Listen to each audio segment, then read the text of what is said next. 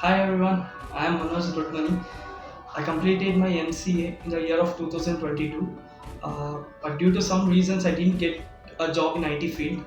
After that, after coming to Pyspiders, I got a job in the 60 technologies along with the 3.5 LPA in the domain of Python DEVOPS development.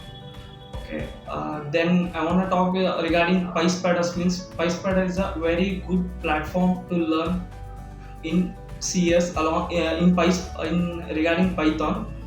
Then Kushal sir, Rahul sir, and Ishan sir help us to crack the interview regarding all the topics regarding from basic to advanced level. They will teach how to do all those things. When you come at the late night, also they will ready to teach. In the morning, also they will ready to teach.